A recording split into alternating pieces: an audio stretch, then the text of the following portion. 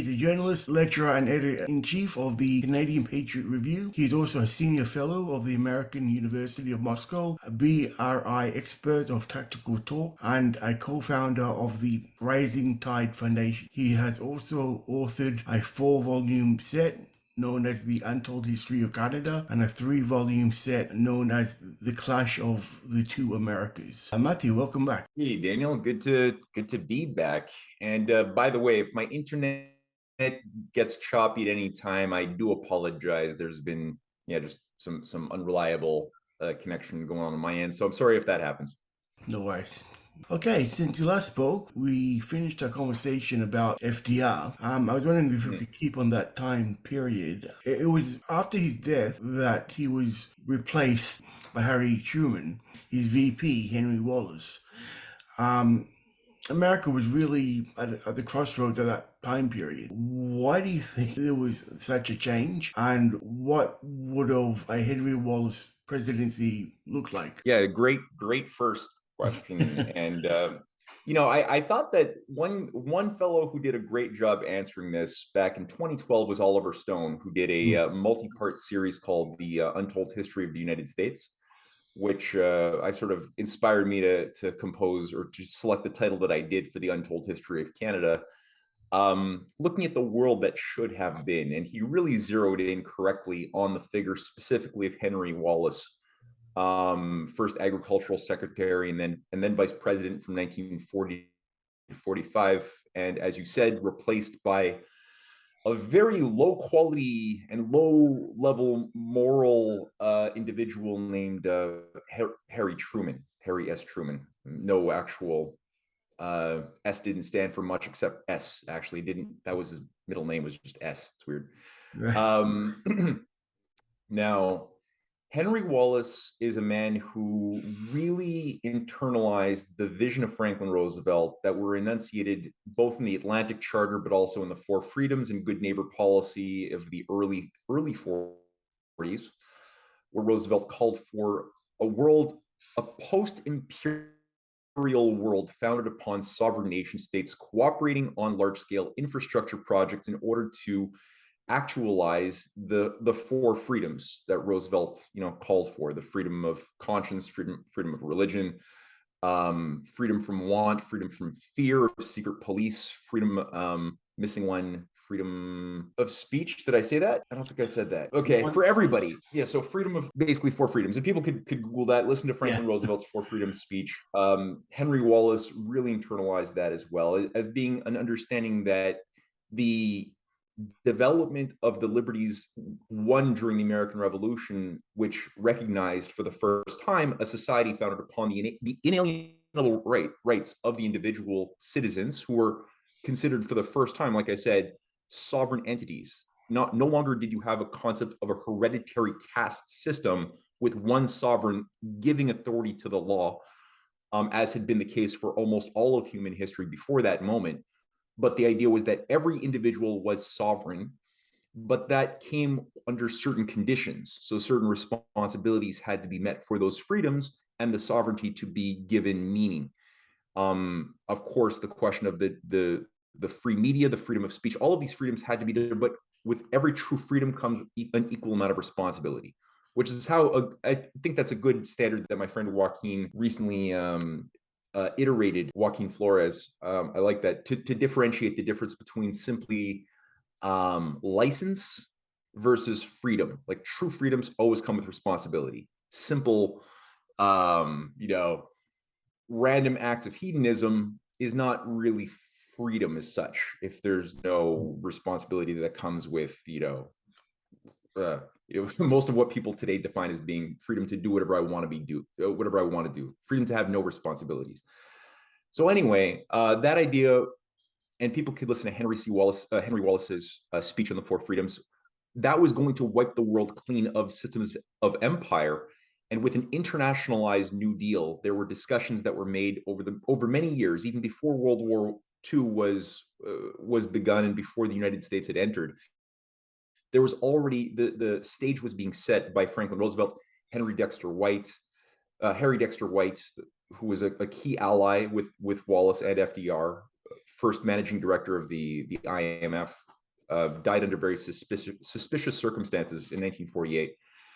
And many other, Harold Ickles and so many others, who were all part of this coterie of conspirators who had developed a solid grand design for how to export the successful model of what the U.S. had done under the New Deal, with the electrification of the South, the modernization of so much of America, big infrastructure projects, the Tennessee Valley Authority, and the financing mechanisms that we talked about in our last chat many months ago.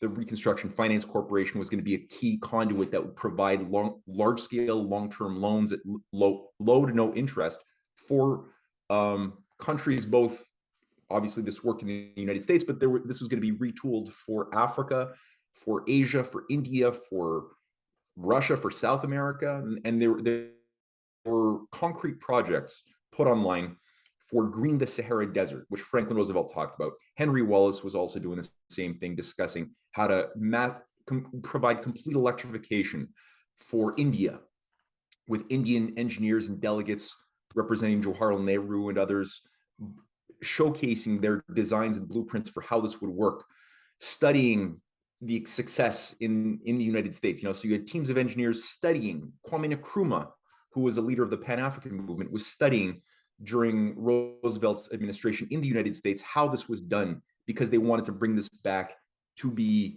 the driving force of a modernized Africa.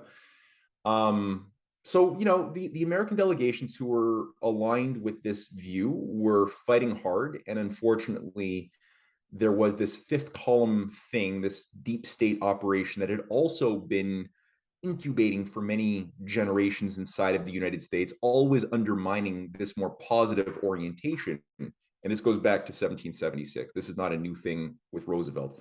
This is what people like Roosevelt and Wallace were contending with, because this was an instrument which wasn't even, or this was a grouping. Of course, I'm talking here about the networks that set up the Council on Foreign Relations, Brookings Institute, the Rockefeller Foundation, this entire Wall Street complex were never indigenously American as such. They were always what you could consider British loyalists, stay-behinds, loyal to the ambitions and goals of the City of London, the older, families and nobility that represented the hereditary powers that went back a long time. And they were always working to try to assassinate Roosevelt. He survived a couple of assassination attempts. They tried to run a business coup to overthrow his government and bring about a fascist police state in America in 1934. So, Roosevelt and Wallace understood this thing. Wallace talked openly about the American fascists who were plotting to create a new world war with Russia.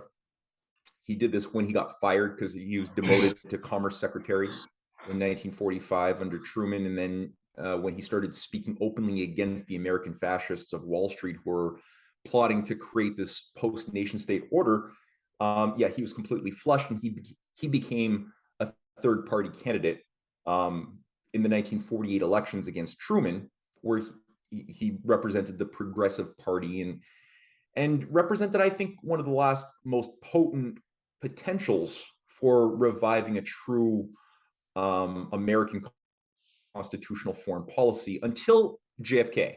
JFK also studied Franklin Roosevelt's policies, and he was organized by Eleanor Roosevelt and Charles de Gaulle and many other, old school, wise statesmen and women who understood the nature of the beast, gave him a solid formation. And he spoke, JFK, openly about reviving Franklin Roosevelt's vision for the 1960s, which he did on a variety of levels very successfully until he was cut down.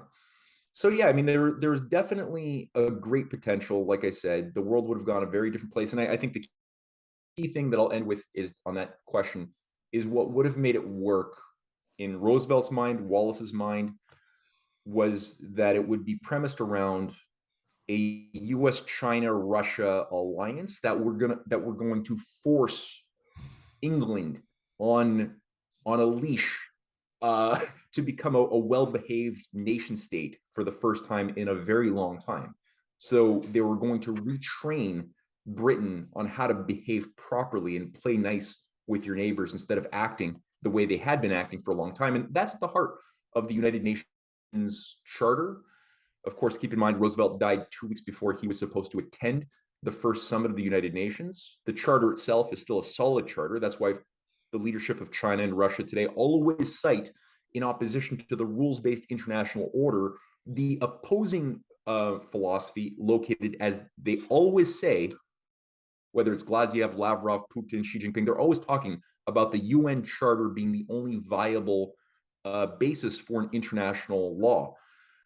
That's because they know what it is, and abuses and evil have been done in the UN name, no doubt. But at its heart, there is this very viable, workable set of principles that enshrine the sovereignty of nation states as sacred, that establish the basis of international law around the cooperation and harmonization of economic interests for the benefit of the people, not for an encrusted elite. So that's something you could definitely work with. And the World Bank, the IMF, were originally brought online as part of the Bretton Woods institution to be instruments to advance the abolishment of slavery, empire, want, and all of these other things. But unfortunately, as I mentioned, Harry Dexter White was labeled a red commie traitor, as was Wallace, as were all of the Franklin Roosevelt patriots. They were all targeted for destruction on a variety of levels. White dies. The IMF is never permitted to act the way it's supposed to as a lending mechanism for international, like, New Deal projects. And the world went the way it went instead, you know. So that's part of our history. Yeah, it's a shame to say the least. Yeah. What could have been. Keeping on what you mentioned the business plot, the coup, attempted coup. Thank God for Major General Smedley Butler. But just like Wallace, I believe that section of history has really been lost to a lot of people. These type of stuff really should be mainlined. I always thought Smedley Butler should be spoken with the same breath as Patton or with MacArthur or people, generals like that. But he's usually forgotten about. Can you please go in a little bit into detail about him and attempted coup? Yeah, for sure. I agree with you. He should be much more well known than Patton, frankly. I mean, Patton did some good. He kicked some good Nazi ass during World War II, but the guy was a little bit nuts. And I think he was calling openly for, like, going to war with the Russians when they were still our friends, working side by side. And anyway, anyway, he thought he was like the reincarnation of Genghis Khan. Like, there's a certain usefulness for characters like that, but you don't want to put them in charge of policy. That being said, Butler is, what I think makes him so important is that he's a Green Beret, the most highly decorated officer of U.S. history, a record he holds to this day. And he was used.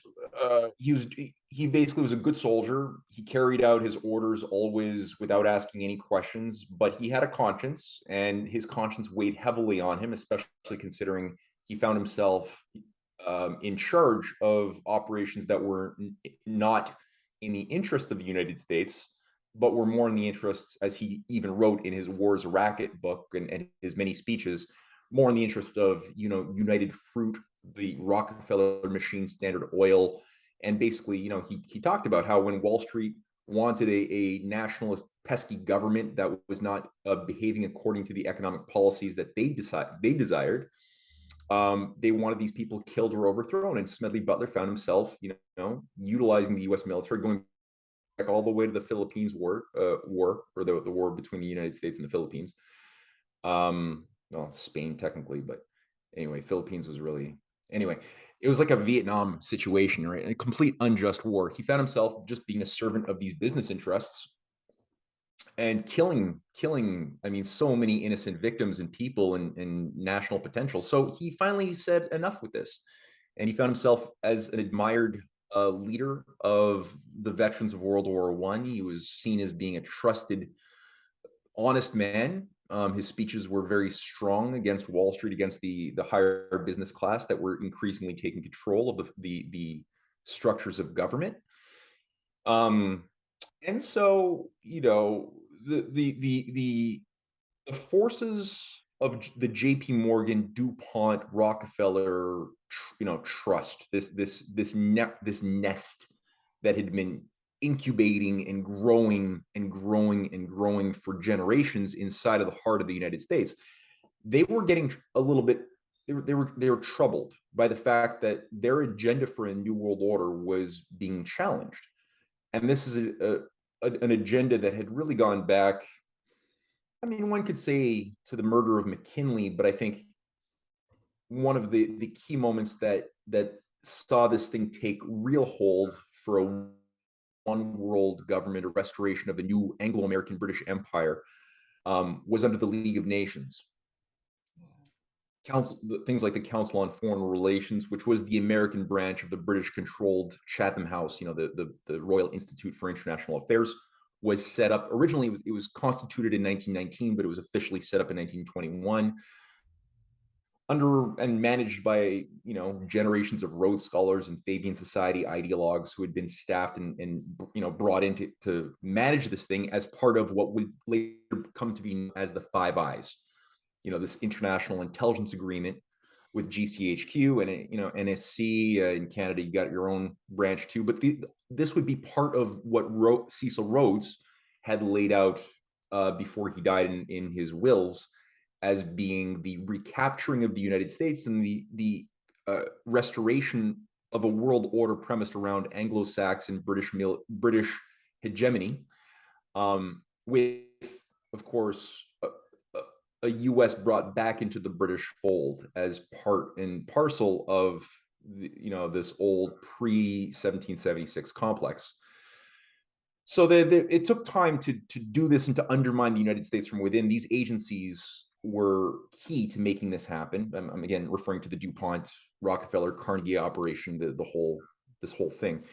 And they wanted, as part of originally the plan, was to get the League of Nations to be, with its covenant, the anti-nation state world structure that would bring everybody under this supranational control that would be managed by what we know of today as the Bank of England and this whole network of supranational technocrats.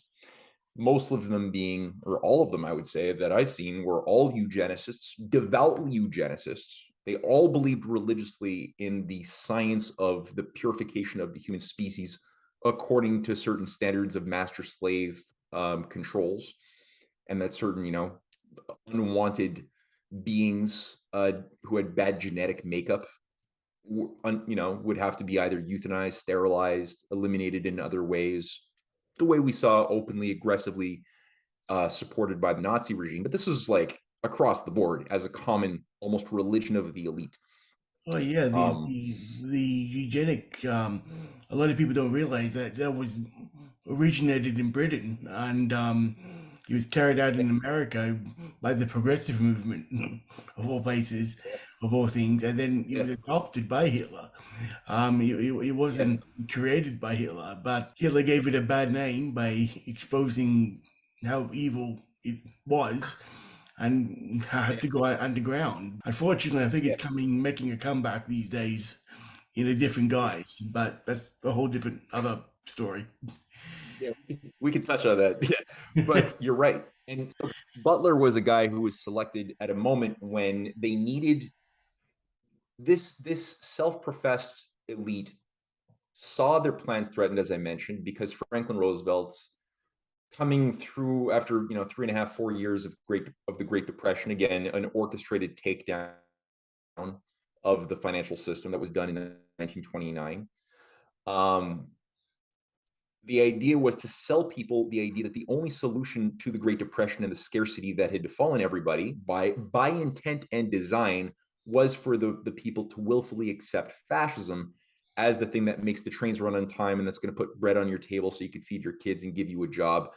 And of course, eugenics and everything else would come with that fascist solution to the problem that was also created.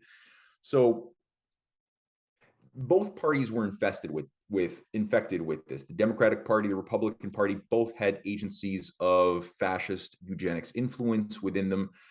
Things were moving ahead pretty well, but Franklin Roosevelt resisted this. He basically went to war with these Wall Street operatives. He broke up the banks with Glass-Steagall. He brought in the SEC. He started defending the people by creating Social Security for the first time, creating a safety net, guaranteeing people's deposits and savings that were tied to the clean economy. And he started forcing the banking system to behave according to a higher constitutional law.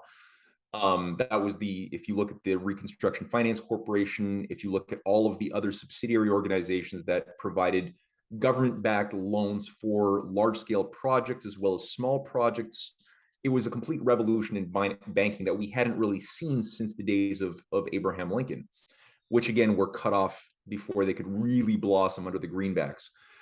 So this was coming back again in a vibrant way. Roosevelt sabotaged the London Conference in 1933 that had attempted a second attempt to create a one world government under the Bank of England and the Bank of International Settlements. He sabotaged that by pulling out the U.S. delegation, kind of like what India and China did in 2009 by pulling their delegations out of this Green World Government Agenda conference for COP14. So that's what Roosevelt sort of did back then. And how were they going to eliminate Roosevelt? Well, they tried in February 1933 with an assassin who was deployed as an anarchist Freemason, an Italian Freemason named Giuseppe Zingara, who was just deployed to kill Roosevelt. Luckily, a woman in the audience saw him pulling out the gun, hit his hand, and so he ended up like shooting a little erratically. The person standing next to Roosevelt did die, the Mayor Cermak of Chicago.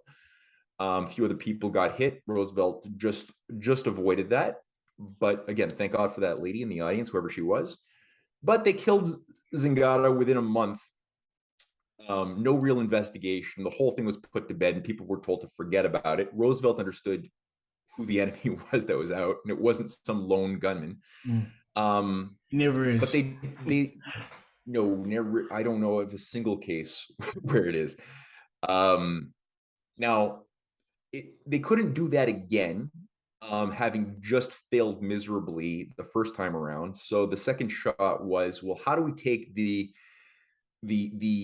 angry, striking World War I veterans, the legionnaires from the American Legion, who were not receiving their promised bonus pay. I mean, there was a Great Depression, the money wasn't available, so there was huge strikes, and there was about 500,000 bodies strong who were striking at different parts of the Union at all times throughout 1930, 31, 32. And so the JP Morgan complex was thinking, well, how do we take and channel all of this energy into a mercenary force that could then take the government, and who's going to lead it? There was no leadership. And so they really latched on to the figure of Smedley Butler. At this point, he had been retired, and they were thinking he just needed a bigger piece of the pie. He was just angry that he didn't get enough reward for the work he did overthrowing governments. And so if you just gave him more money, more incentive, he'd be our man. And Roosevelt, when Butler was approached by representatives of the Morgan clique, Grayson Prevost Murphy being one of them, who was a bond salesman, JP Morgan guy, he played along. He saw that there was more to this than simply two guys who wanted to deliver a certain type of a speech, and played along for a couple of months, got as many names as he could get, and then when the time was expedient, he went to the FBI, to Hoover, and said, look, there's a conspiracy to overthrow the government. You got to do something. And Hoover was like, I don't want to hear about this. That's circumstantial. Go away. And obviously Hoover was a part of the thing when we look back at what Hoover was doing. So he next went to the McCormick-Dickstein Committee. And these were two senators running the House of Un-American Activities, basically at the time before it became an anti-communist witch hunt thing. Before World War II, it was mostly for stopping or tracing Nazi activities and fifth columnists embedded inside the United States. So it had a different mandate. And so McCormick and Dickstein were two senators or senator and a congressman who oversaw the investigation into the claims and the evidence that Butler had presented, and corroborated all of it by November 1934, found all of it to be genuine, and it gave Franklin Roosevelt a massive edge to basically do battle and stop a lot of the resistance that the Wall Street and Federal Reserve agents were imposing on his designs for reform.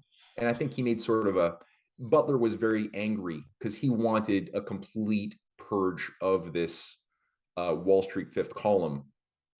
And Roosevelt took a different approach. Roosevelt said, well, I don't know why, maybe he thought it wasn't expedient to do it at the time. Maybe he thought he needed these power players. So, but he basically came off with an agreement that he would allow them to avoid jail and he wouldn't go on the war path against them. But at the same time, they would have to start cooperating for the first time. And so we saw more advance of the New Deal reforms. A lot more projects were being built around that time. Butler ended up going to Universal Studios a few months later and recorded the famous broadcast where he outlined to the American people what exactly had transpired with this Wall Street coup, which you could still to this day listen to on YouTube. I made a documentary with my wife and a friend, Jason Dahl, going through this story recently that people can get on YouTube.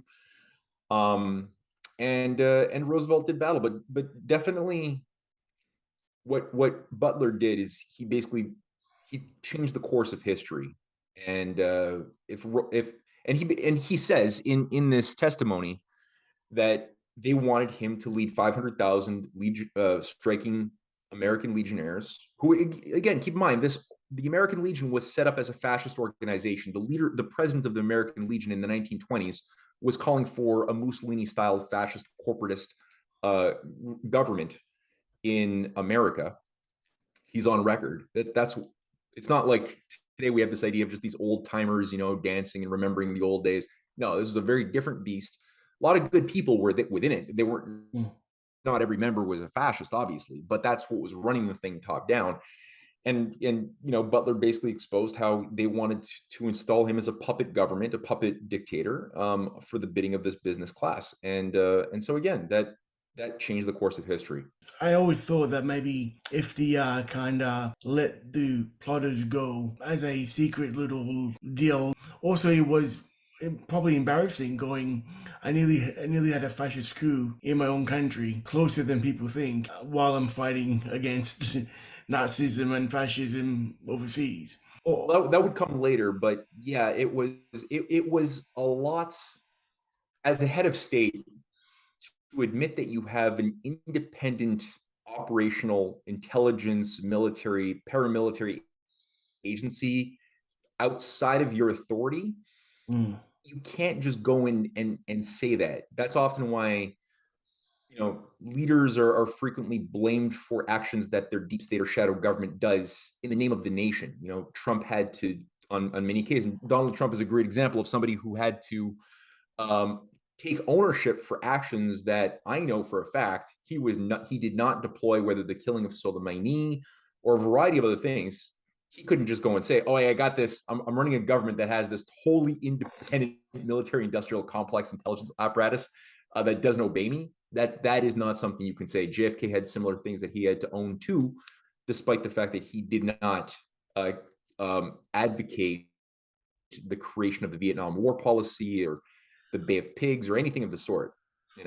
Although with Trump, I would say he, out of all the presidents, he seems to be pretty open about it, though. Yeah, that's true.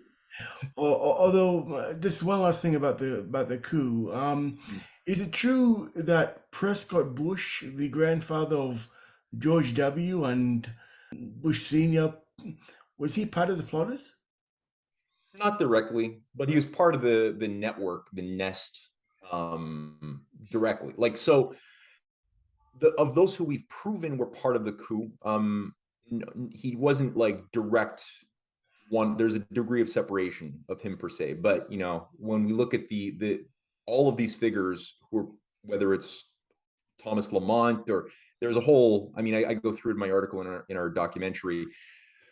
They all are orbiting the exact same network of the Harriman banking house, Brown Brothers Harriman, which again is even affiliated with Montague Norman, the fascist eugenics loving director governor of the Bank of England, who had his family bank merged with the the Harriman family of America to create Brown Brothers. Also, again, major conduit for supporting the growth of Nazi fascism all the way up through the early 30s when, Prescott Bush was helping to facilitate loans to the Nazi machine. Later on, Montague Norman himself oversaw through the transference of Czechoslovakian gold into the Nazi coffers, even after the war had begun. So you had a lot of work. And later on, even Prescott even found himself working for Union Banking Corporation, where he was found guilty in a congressional investigation in 1941 after the U.S. had joined the war for trading with the enemy through a variety of very obvious subsidiaries and fronts. He was doing direct business, supporting the growth of the Nazi complex. Later on, the Rockefeller Standard Oil Complex was also behind providing petroleum products and other things to the Nazi machine. There was, like the idea that the Nazis just arose as this sociological organic phenomenon is such a mythology and a lie. Like, this is so artificial. So much work had to be put in, money, energy, finance had to be put into the growth of this artificial monstrosity. The war didn't have to happen. The war was, and again, people attack Roosevelt for getting the U.S. into a war they shouldn't have been in. There's a lot of people who do that, and was there information regarding Pearl Harbor as an inside job? Yeah, there was pre-knowledge of that. The Australian encryption or decryption offices or bureau that was beholden to British intelligence and Churchill had found several days in advance they decrypted a variety of messages between communication channels of the Japanese, indicating the Japanese were planning on carrying out this attack. They delivered that information to Churchill, which was part of their protocols, and they presumed that Churchill would deliver that to Franklin Roosevelt. And of course, Churchill didn't, because by this time, the governing class of Britain had a big policy of abortion. There was a bit of a policy coup where the openly hardcore fascists like Oswald Mosley and Neville Chamberlain and Lloyd George, who had aspirations to become prime minister again, were there was a decision to eliminate, or even King George or King Edward the eighth, I want to say seventh, eighth, the Nazi king, taught Elizabeth the Hitler salute. Yeah. Mm-hmm. They were representative of the consensus of what the British governing class wished to be the foundation of the New World Order, until Hitler started falling out of alignment with their agenda. So he was obeying things regarding the annexation of Czechoslovakia, of Austria. Things were going well. He was supposed to go straight on and become a bludgeon, a battering ram to Russia, which was always the idea, was to get Germany to become a weapon to destroy Russia and have them just kill each other, so that the British could eliminate all potential rivals, which is what Germany and Russia had historically been with the United States. Mm-hmm. Hitler didn't obey those expectations, started listening more to his generals, who had a little bit more, street savvy, and he started getting a sense that, well, with the military power and financial power we've just grown, largely with the help of England and the United States industrialists and financiers, we can actually be the senior partners of this New World Order. We don't have to be the junior partner enforcers of a British command. They can be our junior partners. And some of the British command were happy to go along with that, and eat some humble pie. And other ones were like, no, we bend to no one. we're the top dogs, the alphas, no matter what. And that's what was behind this change of British foreign policy, where they installed Churchill, a slightly more, somebody you could sell as being anti-Nazi, though he was not anti-fascist and he was not anti-genocidal, because look what he did to the Indians. And he admired the Mussolini black shirts, and even said he would march with them if he was a little bit younger. But despite that, he had a better PR, better public image. So they put him in, and he was begging Roosevelt to come in and save their ass and help turn things around. And Roosevelt bided time. He knew that America was still too weak, had not built itself up enough and recovered enough from the Great Depression in 39, 40, and he didn't have the support. American people often, the majority, did not trust. They already got, what getting enmeshed in British imperial foreign wars overseas. They did that in World War I under Wilson. It didn't work out at all. It was a disaster. They didn't want it again. And so Roosevelt obviously had to contend with that as well. But, the idea that he himself had orchestrated Pearl Harbor is a complete, everything I've looked at does not, they make a lot of leaps of assumption that they expect their followers to carry on with, based on the fact that he had created a naval blockade or basically sanctioned Japan, made it difficult for Japan to access American petroleum and other products, for carrying out their slaughter of Chinese, of which the Japanese killed over 10 million Chinese, many of whom were civilians. And so, yeah, like Roosevelt cut off the Japanese war machine in the midst of their slaughter that had already begun in 1931 against the Chinese. That was part of the trifecta, right? Japan and Nazi Germany were going to divvy up the world. Britain was going to have, according to that plan, the Anglo-American fascists were going to control Western Europe and North America. Germany was going to control Eastern Southern Europe and also Russia as the new slave colony. Japan was going to control Oriental Asia. England was also going to control India as the crown jewel. Africa was going to be a free-for-all of fascists to loot as a continental slave colony. So Japan had their role to play, and they were also big into eugenics too, right? As we saw with their very, it was big. So yeah, Roosevelt blocked them from accessing the tools they needed to carry out their execution of civilians and others, And so to say, oh yeah, because he did that knowing that he would provoke them into counterattacking Pearl Harbor. It's like, no, that's a bit of a leap.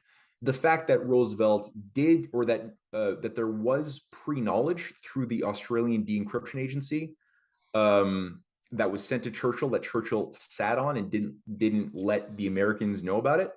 Yeah, that's real. That was foreknowledge. So you can call it to that degree an inside job if you want, but not really. It's no way comparable to, like, let's say the Gulf of Tonkin lie that never happened to get the U.S. into the war in Vietnam, or 9/11. A different beast completely.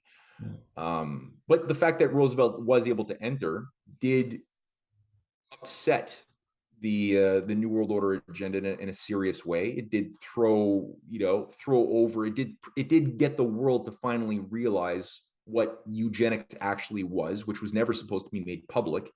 When Hitler was defeated, and people actually saw the consequence of the Tiergarten 4 euthanasia policies and everything else that were done in various camps against not just Jews, but also Slavs, against any, gypsies, anybody who's unfit. And Roosevelt really created something which would have been the foundation of a viable, as I mentioned, new order, but not based upon a hereditary elite, but around sovereign nations cooperating. And Stalin trusted Roosevelt immensely. So did Mao and Chiang Kai-shek on both sides of the Chinese Civil War. Both sides trusted Roosevelt's broader vision for helping China industrialize, develop, and modernize. Both sides of Mao and Chiang Kai-shek's groups co-endorsed the development strategies unveiled at the Bretton Woods Conference in New Hampshire in 1944, which were endorsed and supported by the United States delegation, not Keynes. Keynes was another eugenicist world government financier representing the Bank of England, not the interests of nation states, and was always in complete opposition to any of the policies that the U.S. Franklin Roosevelt New Dealers around Harry Dexter White were supporting for Africa or Asia or anywhere else. And in fact, Roosevelt was not a Keynesian. This is something that people who hate Roosevelt have to get this into their heads really clearly. They have been lied to, as have the people who like Roosevelt, thinking that he was a Keynesian. They've also been lied to. Roosevelt was never a Keynesian. He was a follower of Hamilton and Abraham Lincoln's economic policies. He was a devoted, very wise, adept practitioner of the American system of political economy, which is no longer taught in universities. It has been purged from education in the West. And Keynes thought that Roosevelt was an idiot on economics. Roosevelt thought Keynes openly, and you could read his writings by Francis Perkins, a tight Roosevelt ally who wrote a book. Roosevelt thought Keynes was a mathematical fetishist. There was no connection, although there were Keynesians embedded within the U.S. Treasury, within the U.S. government, who did take control of U.S. policy and brought in a Keynesian doctrine after Roosevelt died, perverting a lot of the mechanisms that Roosevelt had brought online, turning them into systems of effectively empire. So again, the Roosevelt haters just have been lied to about this. They don't, when you hear Green New Deal, you're actually hearing a Keynesian perversion of what Roosevelt did. The actual Green New Deal is in no way compatible with the authentic New Deal that happened. Two different universes. So that's another thing that people should hold in mind and wonder, why have they been lied to? How did that happen? You know? Well, yeah, I could stay in this topic for the entire conversation, but I think we should move on, as interesting as it is. Sure, okay. Another one of FDR's contemporaries was Charles de Gaulle. I believe he's often really overlooked in history. You know, he led the La Resistance, and after World War II, he founded the Fifth Republic, and he was, a mainstayer. And to his credit, he did try to really carve out an independent line for France against both the US and the Soviet Union. He was very critical of NATO and the EU, and he was pro the gold standard. But, as you mentioned, he got along with JFK, and yeah, I think he really was kind of screwed over during the whole Yalta conferences, but he really should be the big four, not the big three. What's your take on Charles de Gaulle? Yeah, he was a great man. Franklin Roosevelt didn't want France in as part of the big. That was weird. Okay, I'm still there. Franklin Roosevelt didn't want France in as a leading country, shaping global policy for two reasons. One, I think that Charles de Gaulle didn't like Roosevelt, and Roosevelt didn't like de Gaulle.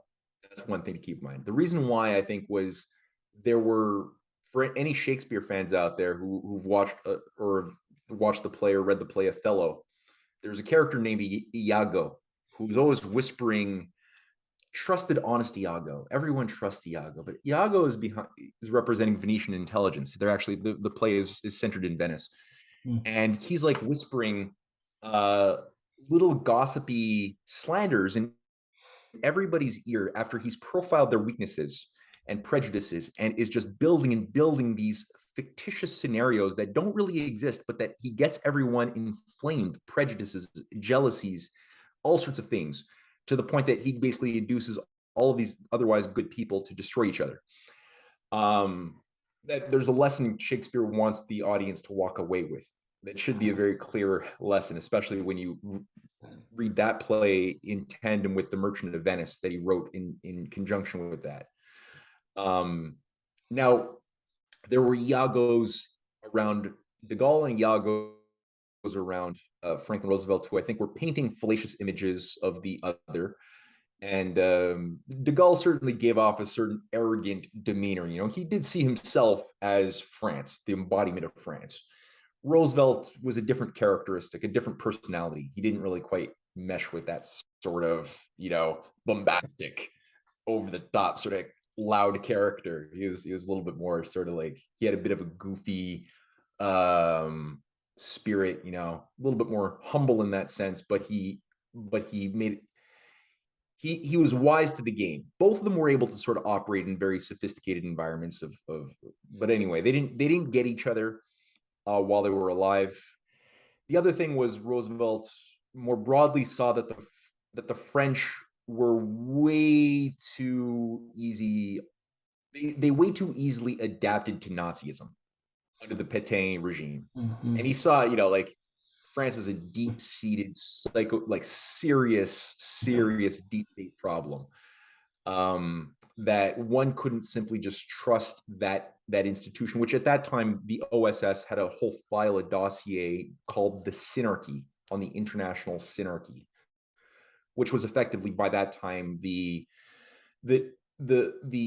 French centered banking complex and fascists that had been behind the growth again of fascism, working in tandem with their British and Italian and American counterparts. But there was a whole section of the French which were really, really messed up, and they continued on. I mean, this is the bane of de Gaulle's existence after he was elected president.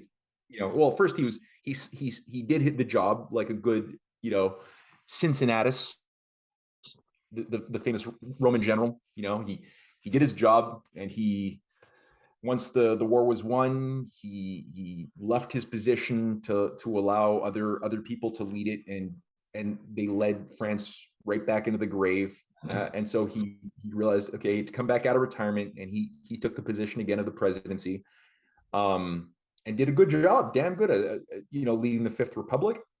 But the OSS, the Organisation de l'Armée Secrète, the organization of the secret army, under General Schall, who is a major fascist with all sorts of networks into the Nazi stay-behinds and Operation Gladio, were always there undermining different things that Charles de Gaulle was trying to do, especially after de Gaulle had announced that he was going to start supporting Algerian independence. This was like an unacceptable red line, and assassination attempt after assassination attempt was deployed. Many of them were found to have been directly sponsored and directed by the Organisation de l'Armée Secrète of Schall, and many others. Some of them were influenced or brought in things like Operation Permindex, the Permanent Industrial Exhibition, which had as a major influential player a figure named a Canadian named Major Louis Mortimer Bloomfield, who was a major player within the William Stevenson, the man called Intrepid, his intelligence complex. And it was basically a front. On the surface, it was a commercial operation to facilitate business and trade relations, along with another organization called the World Trade Organization, as an international network, that they sort of dovetailed each other. A lot of similar directors in both. But in reality, when you look at what this thing did, it was a cover for an assassination bureau of Murder Inc. that had huge integration with the mafia, crime syndicates, drug money laundering, other things. Whitney Webb actually documents a lot of this stuff in her volume 1 and volume 2 of the One Nation Under Blackmail. I have it right over there. So if people want to but so Charles de Gaulle survived 30 assassination attempts. That's no small deal. And he kicked out NATO from France, because NATO was part of Operation Gladio, that integrated Nazi and other Italian fascist stay-behinds into the post-World War II security apparatus. That was run out of a branch of NATO. Almost every single, I think up between 1949 and 1983, every single chief of Eastern European operations of NATO were all former Nazi SS officers.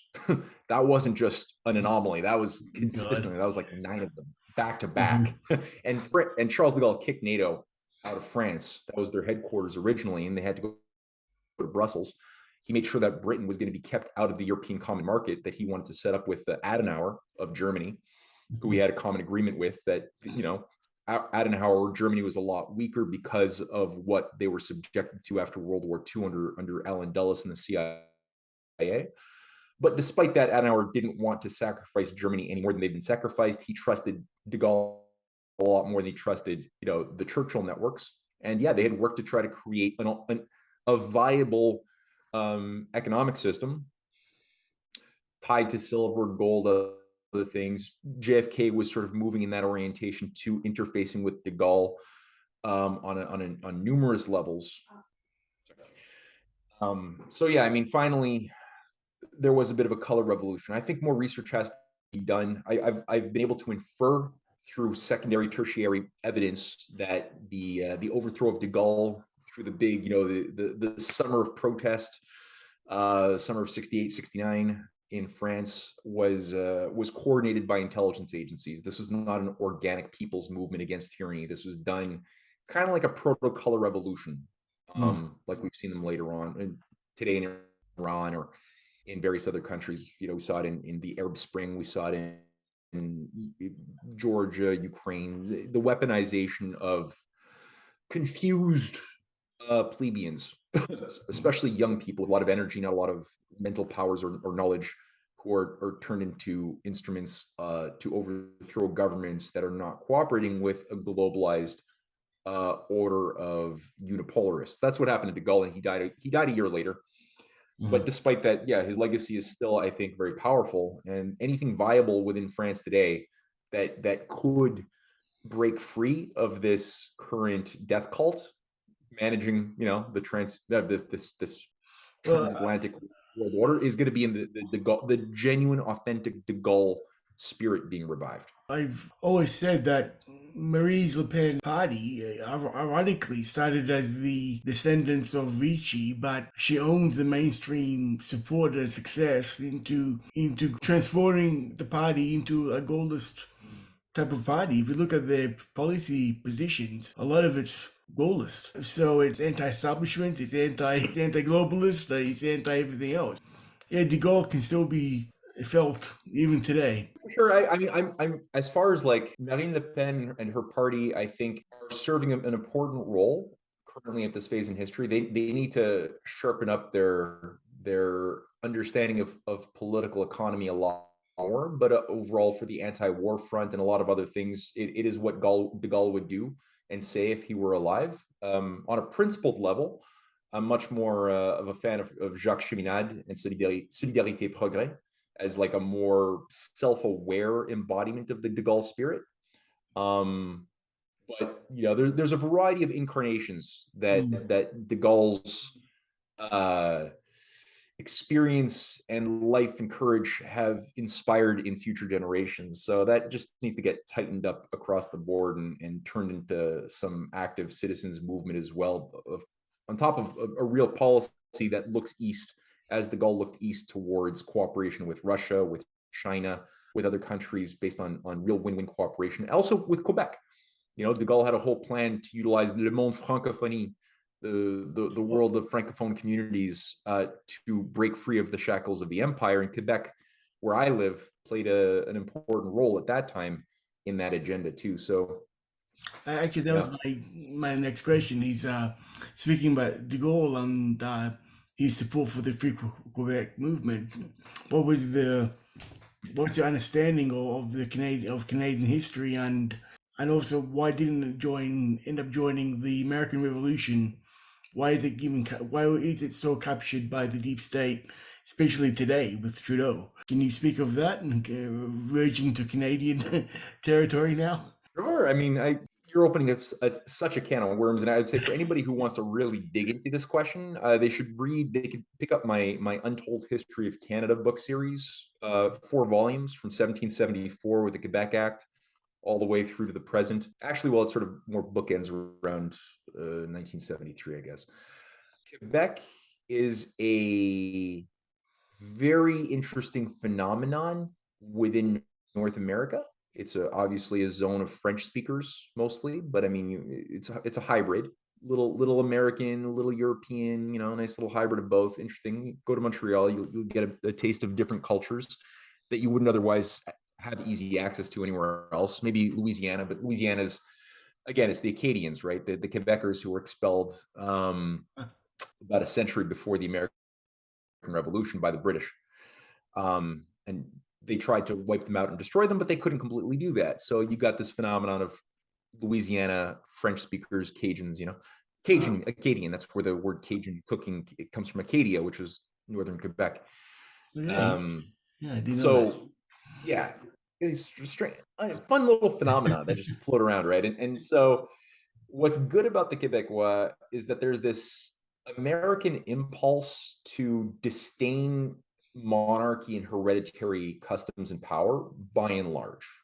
That's there. And for good reason. I mean, the Quebecois, the French Canadians were really abused. It was a French colony, the France had a much greater a lot more interest. They had all of Louisiana, the Louisiana territories that were purchased by Jefferson in 1804 by Napoleon. That was originally all French. Detroit.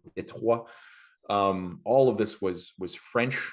Quebec was, I mean, again, obviously it was a French colony. It was called New France under Colbert. There was a policy of Colbertism, of the encouragement of the growth of people and of also inventions and discoveries that Colbert had innovated coming out of the 30 Years' War in France, as part of his grand design for infrastructure projects and what have you, that really animated some of the best of what Europe had been able to do after the Renaissance in opposition to the imperialists. So that had found a certain amount of expression in Quebec. But by the 7 Years' Wars, and France had lost, Britain won. That was sort of if you wanted to look for, I guess, a good starting point for when the modern incarnation of the Anglo-Dutch system as a global empire consolidated itself, it was around that time. It was 17. You got to go to like end of 7 Years' War. This is before the American Revolution. And so the British were really abusive to the French Canadians. The overall sentiment towards the American cause of Ben Franklin and Washington was very, very positive. A lot of sympathy, and a lot of people wanted to join as the 14th colony. And as Ben Franklin had tried to organize the Quebecois, mostly a farming class, no industries to speak of. There was just kind of like a feudal plantation system. He worked hard to try to get some participation, a delegation to go to the Constitutional Convention, but he couldn't get that because it required leadership. And while the people had almost unanimous support to participate, there was no viable leadership amongst the seigneuries, the feudal lords, or the church, who effectively, France was allowed to stay Catholic by the British. British were originally like, well, should we just crush Catholicism like we've been trying to do in Ireland? And they realized, no, we can work with that. It's a good mechanism of control, keeps people obedient, And they basically signed an agreement with the French that they would be allowed to keep their religion if Britain had the complete control over which bishop was going to be in charge of the church active within New France. So basically, they always had a British agent, often a Jesuit, and the British intelligence and the Habsburg Jesuits had a deep enmeshment. They always interfaced very closely together, and it was big in Quebec. It was a huge disaster. They were able to weaponize a lot of different various native bands to become just instruments of the Jesuits to carry out raids and attacks on settlers, and then that created obviously eye for an eye grievances, just constant back and forth, the old technique of empire, right? So all that to say, the French failed to accept the challenge. They didn't go to the Constitutional Convention. They didn't send a delegation. However, you did have a platoon under a man called George Washington's French Canadian spy, Clément Gosselin, who retired in the United States and led several hundred Quebecois farmers to fight in the American Revolution. This is the failure to accept the challenge sort of created the first of a series of fallacies of legal composition. So we then agreed to have a fake constitution created for us called first it was the Quebec Act, which gave, local mini controls to the local Quebec interests over mini politics, mini religious policy, but nothing bigger than that. And these liberties would be given to us to the degree that we stayed loyal to the crown. If we broke from that, the liberties would be gone. We'd be wiped out under Sounds very much like Australia. Very much the same thing. Yeah, you guys got the same treatment as we did. And then, we agreed to yet another constitutional reform called the 1791 Act, which was just another fake thing that encrusted the powers of a governor general to have absolute power over everything, and fake powers for a local mini grouping of the commons that could always be overridden by the governor general and their appointees. So that was fake. And then, that boiled over to a rebellion finally in 1837-38 in what's called Lower and Upper Canada. So under Louis-Joseph Papineau, who led the Quebec Rebellion, in Upper Canada, which became later Ontario, led the English part of the rebellion under the leadership of William Lyon Mackenzie. They sort of coordinated and wanted to create a new republic, or an actual republic, for the first time, and undo the error of 1776. But it was an underripened fruit. They didn't take the time to properly develop, the way Ben Franklin did, the terrain, the cultural atmosphere to make it happen. And so they didn't understand what they were operating within. And within weeks, it was sabotaged from the inside. It was like, 9 out of every 12 revolutionaries turned out to be British agents. It was just a disaster. And Lord John Russell, who also did some pretty nefarious work in Australia, as far as I could tell, also oversaw the crushing of this colonial uprising. And they then agreed to accommodate. The British said, okay, well, we need to give them a little bit more liberty, but we'll call it responsible government. And they did the same thing in Australia. We'll say, well, you could have a responsible government and fight over responsible government. What did that mean? That just meant government that would be obedient to the British Empire and be responsible to the British Empire. That's really what it meant, with very limited public participation, so limited.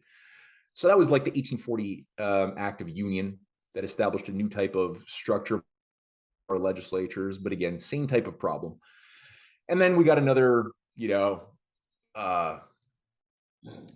constitutional reform in the 1867 Act, which created the Confederation, the British Confederacy of the four colonies united, including Upper Lower Canada, Nova Scotia, and I think it was New Brunswick. Anyway, they became a confederacy that always, again, beholden to the British Empire, the Crown, the Privy Council. It was all enshrined in the Constitution in 1867. And all of the Republicans who had worked with Papineau's nephew was also a leading figure. Louis-Antoine Desaulles, he had a lot of networks with the Abraham Lincoln networks in the United States. We're trying to organize very slowly throughout the 1850s, 1860s to create a republic liberated from the British Empire. But with the success of the 1867 coup, most of them were purged, fell from power, and essentially that fell to the wayside. I'm not going to go through the rest of the history of Canada, but all that to say, this is what sort of came back to the front with the Union Nationale Party, was this Papineau spirit. There was corruption, obviously. It was very enmeshed with the Catholic Church as a political instrument. There was no separation of church and state. But despite that, some of the biggest leaps of progress, overcoming the limits to growth, happened under the leadership of the Union Nationale government of the 1850s, especially, whereby it wasn't just Maurice Duplessis, but also Daniel Johnson Sr., Paul Sauvé, who later on both became premiers of Quebec. Paul Sauvé only for 4 months in 1959. He died, though, under very mysterious circumstances before he could carry out a lot of his reforms. He's very much like a Franklin Roosevelt figure. Daniel Johnson was sort of the father of the hydroelectric power development revolution of Quebec. He oversaw the harnessing of so many of these unbounded river systems and built them into dams, irrigated, created a farming revolution as well. And he was a close ally with de Gaulle, and it was through him that de Gaulle was invited to come to Quebec. And now the interesting thing is that the two biggest enemies of Daniel Johnson Sr., I got about 10 minutes, by the way, of Daniel Johnson Sr. were René Lévesque, who later founded the Parti Québécois party, a big separatist party, and Pierre Elliott Trudeau, who was Lévesque's nominal enemy, both Jesuit trained, who ran the sort of the Fabian Society operation that became the Liberal Party, or took over the Liberal Party of Canada and became the federal government. Again, that was a Fabian Society, British-directed Fabian Society, run by 6 Rhodes Scholars, that was set up in 1931 under the League of Social Reconstruction. 6 Rhodes Scholars created this thing. It was actually called the Canadian Fabian Society as a think tank to create a new scientific management of society in response to the Great Depression. The fact that they selected as their lead, not even hiding it. No, yeah. It was openly there, and eugenics was one of their key thrusts. Purely, they had a political party called the first it was the Cooperative Commonwealth Federation, and then it changed its name to the NDP, the New Democratic Party, in 1960. That's what Pierre Elliott Trudeau was incubated in as a Fabian himself, recruited by Harold Lasky in 1949 in the London School of Economics, repositioned back into the Privy Council Office of Canada, and was just really good at what he did as a young sociopath, groomed under very creepy networks that often had a lot of overlap with some pedophilia material too, right? And some Satanists too, like a figure named Georges-Henri Lévesque, no relation to René Lévesque, was a key figure who was nominally a man of the church, who was the father of Quebec sociology. He was also known as the father of the Quiet Revolution, and he ran through the department of the Université de Laval. He worked very closely with roundtable officials like Vincent Massey, who was the head of the Canadian Roundtable Movement, the thing that ran the Canadian branch of the CFR, the Council on Foreign Relations I told you about. They worked together under the Massey-Lévesque Commission to de-Americanize Canada and create a new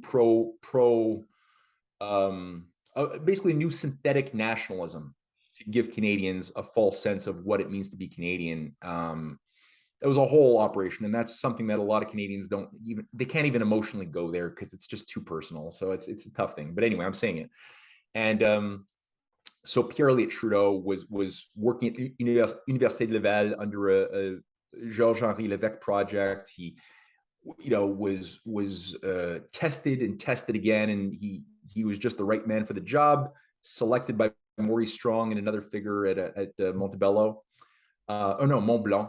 There's a big talent search, and he was selected as being a key guy who had what it took. He got out of the NDP party, became a liberal. The Liberals by this time were the Fabian Society parasite, realized they couldn't get the power they needed through the Liberal Party, or the NDP Orange Party, and instead they took a period of about 5 years to, like a virus taking over a host. They purged the Liberals of their pro-development, pro-Franklin Roosevelt leaders, who had formerly dominated the Liberal Party from the 1930s, 40s, 50s, and even but basically by 57 they were purged.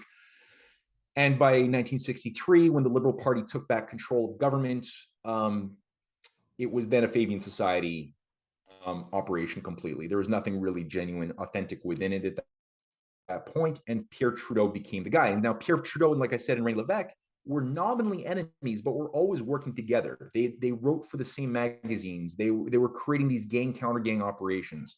They both despised Daniel Johnson Sr. when Daniel Johnson became premier and invited de Gaulle to come to Quebec, because Daniel Johnson Sr., unlike those two, was an anti-Malthusian, anti-imperialist who was willing to give his life for the sake of humanity. And so Daniel Johnson was not playing that game.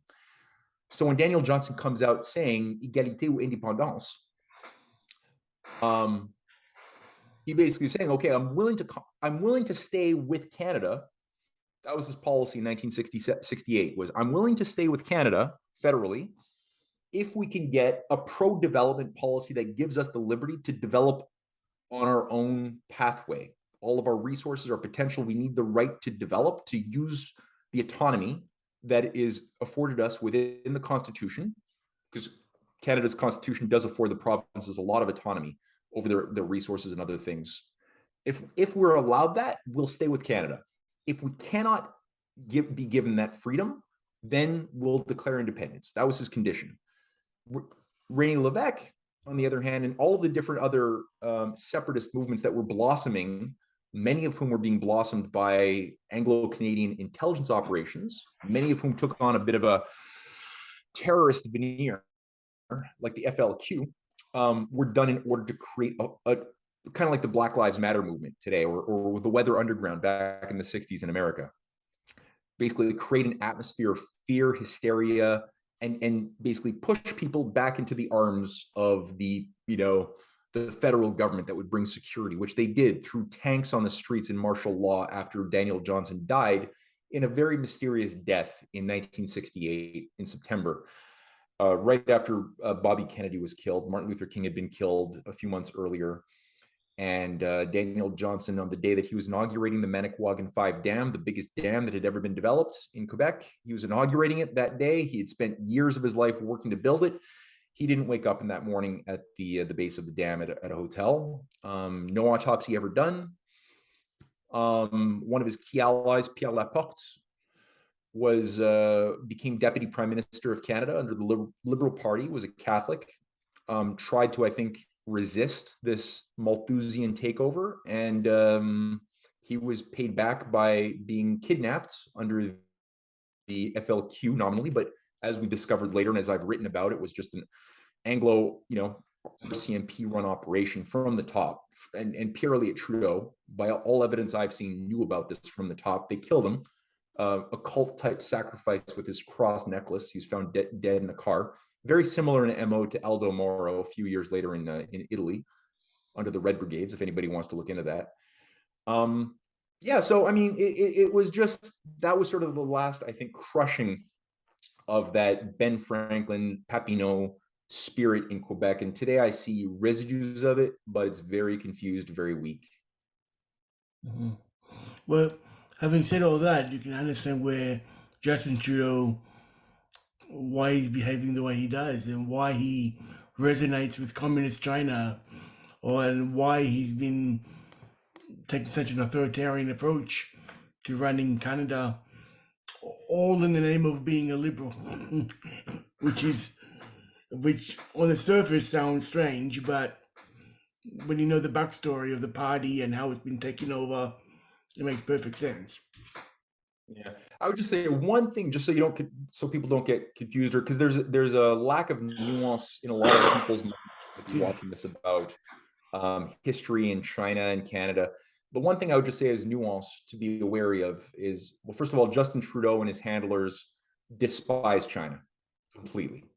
They despise China, but they like the controls. So when you heard Justin Trudeau come out famously saying in 2015, I really admire the authoritarian nature of the Communist Party of China. They can get things done. What he was talking about was specifically the centralized controls that allow for the bypassing of bureaucracy to do things. He likes that because, of course, he's an authoritarian personality type, as we all know. And his handlers really would like to just cut through all of the peskiness of commoners trying to willfully not die when they should be, eating bugs and dying. Well, but, and look at the trucker convoy treatment. That was a perfect example of bank accounts and complete, just total authoritarian crackdown, illegal as sin. So yeah, they like that. I would say the thing that they despise, like the Canadian government, or the thing controlling the Canadian government, let's just say that, has gone on total war rampage against China on everything that China is doing with that centralized power, because it's all about what power is. A power, it's kind of like a neutral thing, right? I got a power to take this thing and smash the head of my neighbor. It's a power because it's just a potential to do action. Now I could equally use this well and talk to you and have a nice conversation. So if you're run by a death cult, you want to use centralized power to advance the ambitions and the goals of a death cult, the value system of a death cult, which is sort of what our problem is right now.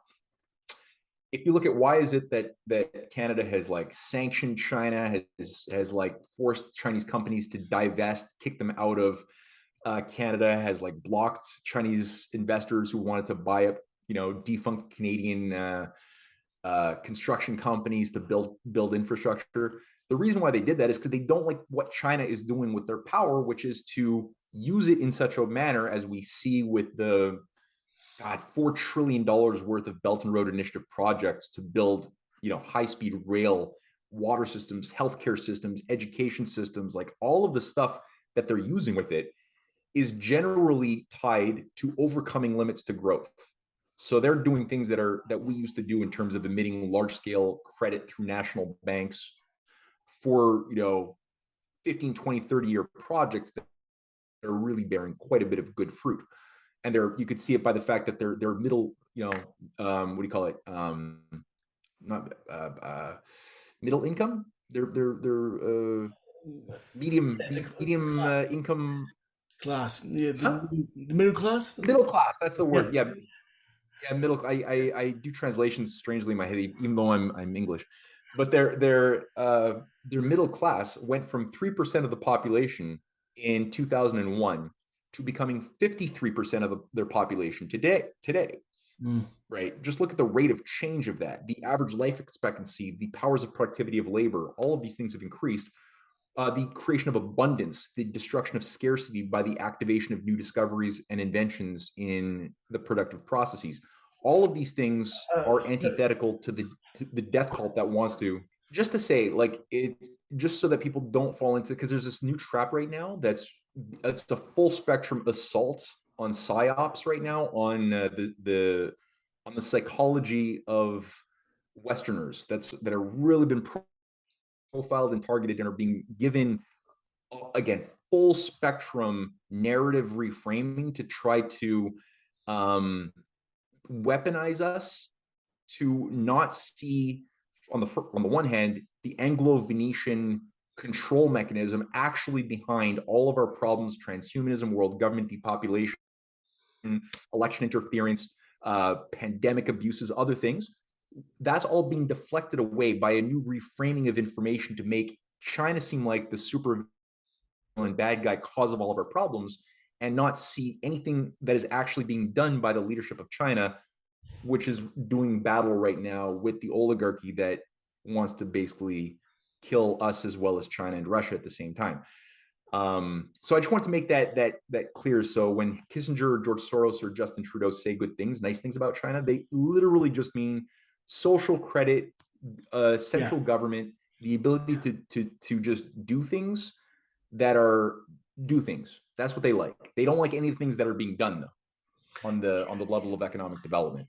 Yeah, I suppose I mean the distinction of he likes the Communist Party in the sense of like you're saying, he likes the authoritarian side of things to get things done, so to speak.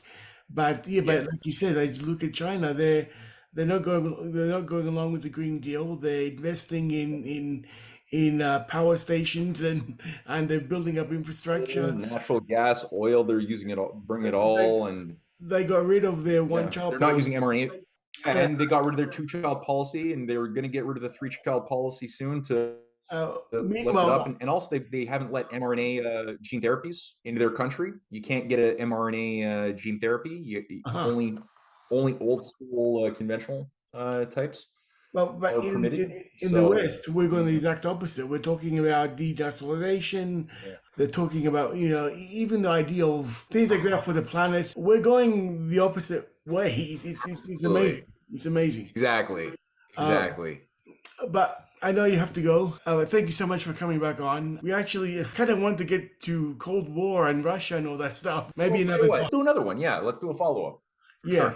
But and I'll say, if any of your followers, anybody listening, wants to see me back up some of the claims that I'm making on China or whatever, or on history, specifically on China, I guess right now, pick up the new volume I co-wrote with my wife, Cynthia Chung. It's a special report, 75 pages, full color. You can pick it up on Amazon or through our website, called Breaking Free of Anti-China Psyops. Easy to find. Go to CanadianPatriot.org, and you'll see it. Very easy to find.